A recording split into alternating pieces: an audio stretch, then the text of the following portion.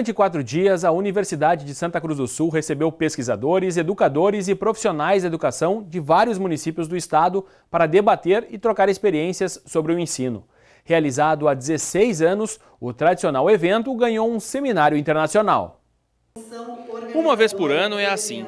Profissionais da educação voltam a estudar e a trocar experiências. E esse modelo deu tão certo que o evento, que começou com um seminário regional de educação básica e com um Fórum Nacional de Educação, agora ganha um destaque ainda maior. Diferente das edições anteriores, desta vez o evento será internacional. E o motivo para isso são os palestrantes de diversos países que vão debater a educação aqui no palco do Auditório Central. E o primeiro deles é um espanhol radicado no Brasil há mais de 50 anos. Professor e doutor em educação, Miguel Arroio abriu o evento abordando o tema Outros Sujeitos, Outras Pedagogias. O que eu vou tentar falar, que um pouco que o meu livro coloca, é como que esses outros sujeitos que nunca foram considerados sujeitos de direitos, que se afirmam sujeitos de direitos, que interrogações trazem para a educação? Essa é a minha pergunta. Será que eles pressionam por outras pedagogias? Será que eles pressionam por outros conhecimentos, por outros currículos? Eu insisto muito que quando os alunos, os educandos e os professores, as professoras, são outros, a escola tem que ser outra, a universidade tem que ser outra, a docência tem que ser outra, o conhecimento e os currículos têm que ser outros. Ex-secretário municipal de educação em Belo Horizonte, Minas Gerais, o professor acredita que a escola deve se adaptar ao aluno, mas para que isso realmente aconteça, é preciso investir na qualificação dos educadores.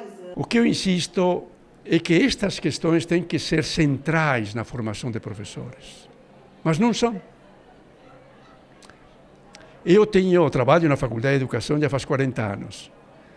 Eu tenho feito questão de olhar se os programas, os currículos de formação de professores, sobretudo não só de pedagogos, sobretudo de licenciados, sequer tem 20, 30, 40 horas para que o futuro professor conheça os educandos com que vai trabalhar. Não tem. Não tem. O professor de física vai saber física, o professor de química, química, o professor de matemática, matemática, o professor de língua portuguesa, língua portuguesa, mas não vai saber nada sobre os educandos com os quais vai trabalhar. Se são crianças, não vai saber nada da infância. Se são adolescentes, não vai saber nada da adolescência. Se são toda essa discussão em torno de que infância, que adolescência merece escola ou merece cadeia, isso não se toca. Isso é terrível. Então, como que esses educadores vão ser capazes de educar infâncias que desconhecem? Além das palestras, o fórum também terá diversas atividades e oficinas para os profissionais da educação. Tudo para que eles possam voltar ao trabalho cheios de novidades. Essa ideia de a gente estar internacionalizando as nossas ações dentro da educação, elas cumprem uma meta do Plano Nacional de Educação e atendem, né, uma prioridade do Ministério da Educação no Brasil.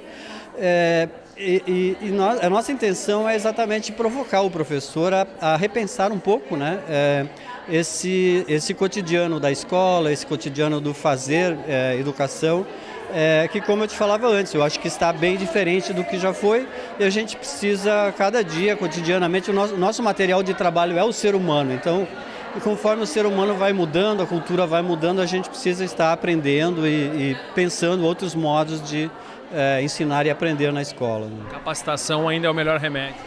Com certeza. Eu acho que professor que não lê, não estuda, não assiste palestra, não debate, não conversa, certamente vai ficar parado no tempo e aí acaba tendo realmente dificuldades para entrar numa sala de aula hoje em dia. Acho que esse é o grande ganho desse tipo de trabalho que a gente faz aqui.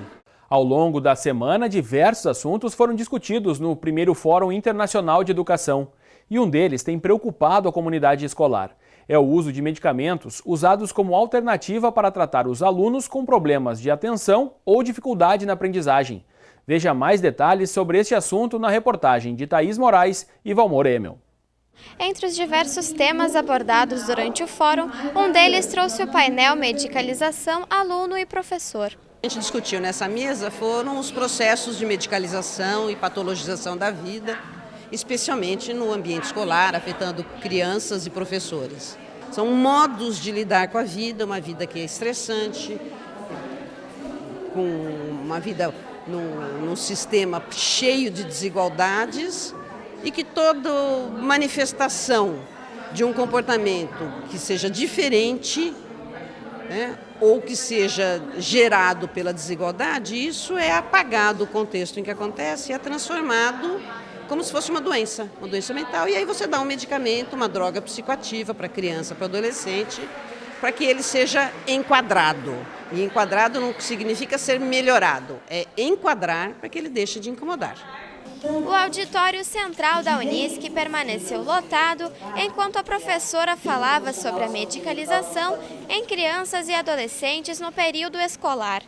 O tratamento é utilizado em crianças diagnosticadas com distúrbios, como dislexia, déficit de atenção, hiperatividade e demais doenças neurológicas. Durante a palestra, Maria Aparecida falou que o uso de medicamentos nesses casos pode causar uma dependência química nessas crianças. Ela acredita que todo professor é capaz de ensinar qualquer aluno e cabe nesse processo respeitar o tempo e o modo de cada um. Então, não é uma coisa de individualmente eu evito, acho que é uma luta coletiva, né? E uma das questões que eu coloquei aqui é que um dos modos de enfrentar a patologização é politizar a discussão. A escola, a educação tem que ser politizada. O ato pedagógico é um ato político. Se ele for um ato político, ele é imune à patologização.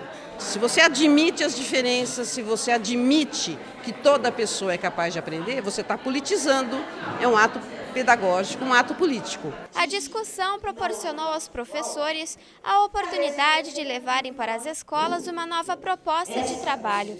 O fato é que apresentar em sala de aula maneiras diferentes e mais atrativas de ensino pode ser uma maneira de despertar o interesse nos alunos. E tanto a escola quanto os pais têm uma função fundamental no rendimento da criança e do adolescente e que é muito importante trabalharem juntas. Nós temos hoje várias situações nas escolas, posso falar pela que eu trabalho, onde definitivamente nós estamos perdendo um pouco essa ideia do que exatamente são crianças que necessitem de algum tipo de medicalização ou não, né? Esse conceito, essa linha é muito tênue, né? E nós temos situações de várias crianças que muitas vezes estão sendo medicalizadas sem necessitarem dessa medicação, quando de repente uma metodologia diferente, uma forma diferente de se trabalhar na aula, um olhar mais humano para essa criança poderia possibilitar ela ter um aprendizado bom, sem precisar desse tipo de tratamento, ou de nenhum tipo de tratamento, né? Hoje em dia é uma cultura da medicalização das crianças, né? E a gente se preocupa bastante porque muitas vezes aquele aluno que é irrequieto, que os professores taxam de hiperativo, às vezes até de mal educado, é uma criança que está com problemas que necessitam ser investigados a fundo. E muitas vezes, até por indicação das escolas, a família procura um médico que às vezes dá um diagnóstico rápido e parte para a medicação. Então acho que a gente tem que ter muito cuidado, muita atenção antes de passar para medicar uma criança, às vezes sem a real necessidade disso. Há uma intenção por trás da medicalização do indivíduo. Isso traz as situações problemáticas que são vivenciadas, são reduzidas à culpabilização do indivíduo. E esse indivíduo que está doente, que está feliz, a causa seria ele e não a sociedade que está doente. Na escola a mesma situação. Se nós professores temos muitos colegas doentes ou muitos professores, professoras fazendo uso de medicamentos, né, ou para depressão, ou para ansiedade, ou para dormir, ou para acordar, e é o que acontece, né, que esse nosso espaço de trabalho também é um espaço doente. A seguir, você vai ver como a educação ambiental tem modificado o cenário na região sul do estado. Já voltamos!